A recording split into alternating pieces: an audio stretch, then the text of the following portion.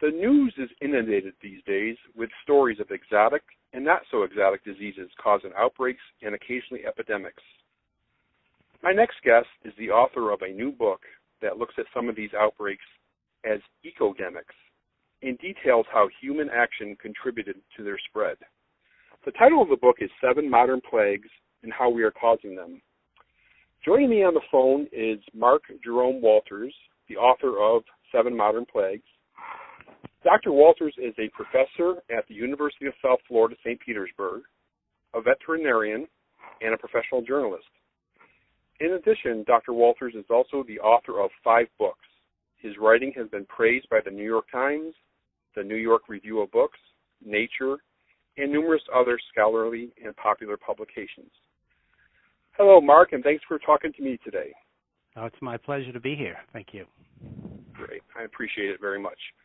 Well, I read 7 Modern Plagues from cover to cover, and I understand this is an expanded edition of a book that you published approximately a decade ago. In both books, you clearly look at these pathogenic outbreaks from an eco lens. Can you explain to my audience the theme or the thesis of these books? We have traditionally seen diseases, infectious diseases, that is, people in general, as something that happens that we are the innocent victims. And to some degree that's true, but I think less and less so, especially with many of the new and emerging diseases that we've seen. Either they're totally new diseases or they're kind of old diseases that have kind of returned, or they're old diseases that have come to totally new places. And in many cases, it's actually people are responsible in large part or to some degree in bringing these about. And I call them ecodemics because it often changes, to the ecology, to the environment in some way or another that has caused these diseases to appear. We might be talking about influenza. We could look at Lyme disease, mad cow disease, antibiotic resistance, HIV/AIDS. In all of these and in more, humans have played a decisive hand in, causing them to appear. Okay. And you cover, as the title states, 7 diseases, and you mentioned some of them already. Mad cow disease, HIV, Salmonella DT104, which is antibiotic resistant, Lyme disease, hantavirus, West Nile, and the new strains of influenza. What I'd like to do in this interview is tackle at least 3 of these topics. And first one is Lyme disease, and this is of great interest, of course, here in the United States. Can you explain the ecology of Lyme disease and what did humans do to contribute to its appearance years ago to the point now that we're seeing 300,000 cases annually, according to the latest CDC estimates? Well, the ancient history of Lyme disease is not well understood. It may have been around in one form or another for a very, very long time, but as you point out, what is certainly new is the breadth, the number of people infected with it. Rich Osfeld in New York, a scientist, has done a great deal of research on why this has happened. And it's a great example of an ecological disease because a risk factor for actually becoming infected with Lyme disease has to do with forest fragmentation. Now get that. It's an interesting connection. It has to do with the number of acorns produced in a particular year. So that a certain time after a bumper acorn crop called a mast occurs, more people seem to be susceptible to getting the disease. Well, why is this? It has to do with the vectors, that is, the animals that spread the tick, that spread the disease.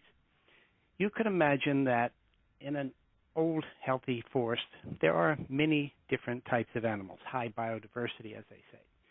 But in fragmented forests, this diversity has vanished. You have a few generalists. In many cases, you have a huge number of mice, for example, or a huge number of deer. They do well in these fragments, whereas many of the animals that once kept these populations of these animals under control, say wolves, perhaps fox, raptors, in the case of mice, they vanished. And so you have a huge explosion of these other animals. Well, it so happens that mice tend to be, and with deer, the main vectors of this. So the more you have of those animals, the more ticks you have that are produced that complete the cycle, with the disease that then pass it on to people.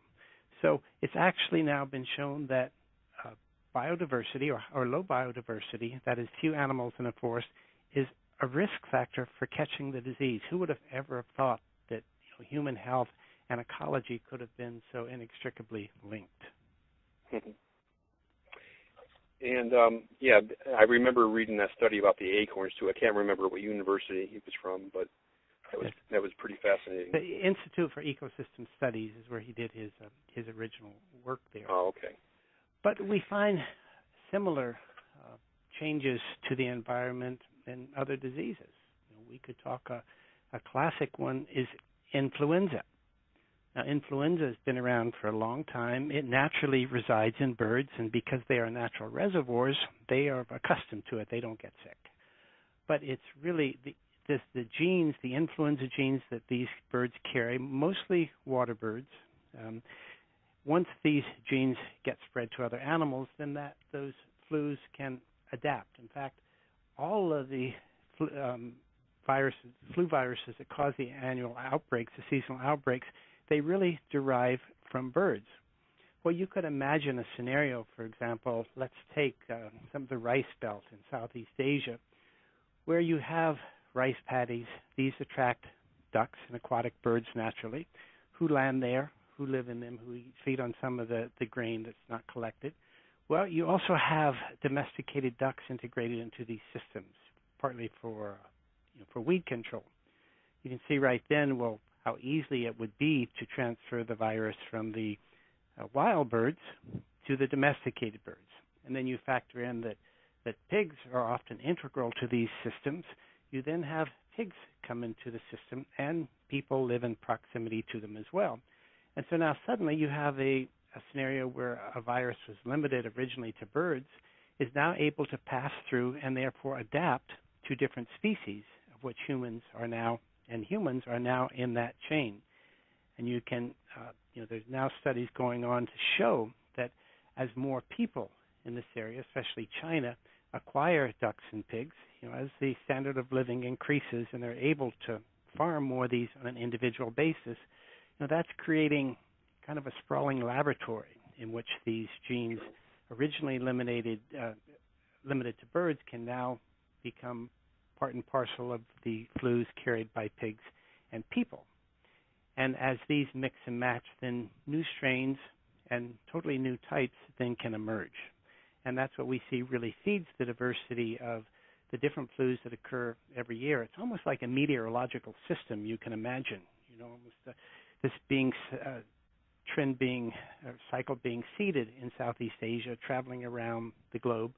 But each year we're finding new types, new strains, new variations of influenza because it's constantly being fed by this, let's call it a genetic laboratory elsewhere. That's not to say all flus have originated from there, but many of them do each year.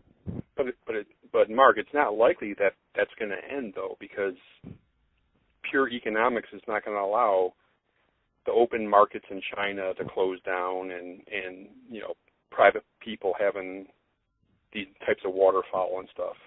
Am I right? You're absolutely right. It's a good point that these are so economically driven. It's really agricultural. I see influenza as largely an agricultural disease like mad cow, which we can get to. But one of the things that is opening up people's eyes is that now and then you get a flu that's not just a little evolution or change every year, but one that has been reconstructed, so to speak. And we saw this in the H1N1, the recent pandemic, in which the different pieces came from pig and bird and also people. And when you get a totally new type like this, then people's immune systems aren't primed to it as they are to the regular seasonal flus. We've seen it in one form or another the year before, and we're well equipped to kind of fight those off because they're not totally new. But when we get a totally new virus, flu virus, then it can become a pandemic. And while we've kind of grown immune, I think, to the name, to the worry of pandemics, the risk is huge. It's out there. We have bird flu H5N1, which is highly, highly fatal, still circulating at a low level, but sooner or later there is a tremendous risk that this will become a global pandemic. And then I think, yes, well, it's not going to change wholesale the systems. We're going to have to start looking at these through a different lens. Now, a while back, even the CDC on their website, it was interesting. They had a recommendation that farmers try to segregate, their birds, their geese and ducks, or their pigs from ponds on the farm. And that's just one indication that, small as it may be, people at public health level are really thinking about the ecological origins of these diseases. Sure. Let me switch gears a little bit to a different disease. Particularly as the weather gets warmer, we have the sudden appearance of West Nile disease in 1999. How did I don't know, do you attribute it to temperature changes and human activity that caused this mosquito-borne virus now to be seen in the 48 lower states? What do you attribute it to? I think it's probably a combination of things. The first question is, how in the world did it get to New York when it first appeared? Sure. In this part of the world. Clearly, it was some form of transportation. It could have been in the hold of a cargo plane, for example. You can imagine, or if a person infected with it came over. But you can imagine here, Queens or Kennedy Airport is a great crossroads of migrations. It's really one of the world's richest migratory intersections, for birds. So it's also conceivable that a bird brought this over through some kind of errant migration. They don't usually come from that part of the world. And so there is one influence, is the fact that it got here, human influence. The other is the ecology, or what is it that enabled it to then really expand so well. The pattern seems to be, first of all, drought. You get a concentration of the mosquitoes that carry this, and they actually, during a drought that happened before this first appeared, they're then forced to concentrate in small areas, where there's some water, residual water, say city sewers. And then it's followed by heavy rain, and suddenly they can kind of break loose and spread far and wide. And that's apparently what happens. And so it certainly has followed, in the major outbreaks, very, very hot weather, in many cases followed by rain, and then a host of birds to spread this. There's also a recent study that shows the role of robins in spreading this. And so here we have the all-American bird associated with the idyllic neighborhood and all, possibly because, they concentrate in yards around bird baths and all that. They then can become infected and spread that to mosquitoes, which spread it to people. So again, while the science in this is not always definitive, clearly the tremendous amount of evidence pointing towards, the ecological nature of these diseases and human involvement one way or another in creating that environment that enables the diseases to flourish. Okay, well, in the interest of time, I got to let me see if I can get a quick answer out of you on this one. I think the last chapter of your book, you talk about MERS, the Middle East Respiratory Syndrome coronavirus. And, of course, this has begun spiking again after a little bit of a lull. And since it was first seen in 2012, there is well over 200 cases now with a case fatality rate of about 40%. In your expert opinion, Mark, what are your thoughts on the MERS outbreak, and is there any human activity that you can attribute to its presence? Well, it would seem to be, once again, this is a very new disease. Not a lot. Often it takes years to understand the ecology of something. Sure. But clearly, people are creating intersections with the animal world, whether it's bats or camels or whichever route this emerged, that enable this to happen. Yes, in some ways it's inevitable. And while we don't know a lot about it at this point, I think it stands as one more example of new diseases seeming to come from nowhere, but inevitably, in hindsight, they've come from what people have done. So it's clearly hard to predict what course it will take, but it is emblematic, I think, of many new diseases that we will inevitably see in the coming decades. Okay. Now, the book, again, is 7 Modern Plagues and How We Are Causing Them. Mark, go ahead and, if you want, how can people in my audience that are interested get a hold of this book? You got a website or whatever you got to tell us. Yeah, probably the easiest way, it's on Amazon.com. Sure. You can get it there. You can also purchase it directly from Island Press. But it's easy to get, and I look forward to helping to promote the conversation and the awareness that what we call epidemics might better be called ecodemics, and the more we can kind of build that term into our thinking, the more we will continue to realize that people aren't innocent victims in these. In many cases, we have had a powerful hand in the emergence of many, many new diseases. Okay. 7 Modern Plagues, Mark Jerome Walters. I encourage people to check it out. It's, even for the layperson, it's a very simple read, but very, very packed full of knowledge and theory, and a total different, looking at epidemics through a totally different lens. So I encourage people to check it out. Dr. Mark Jerome Walters, thank you for appearing on the show with me. Thank you. Thank you very much. You bet. Bye-bye.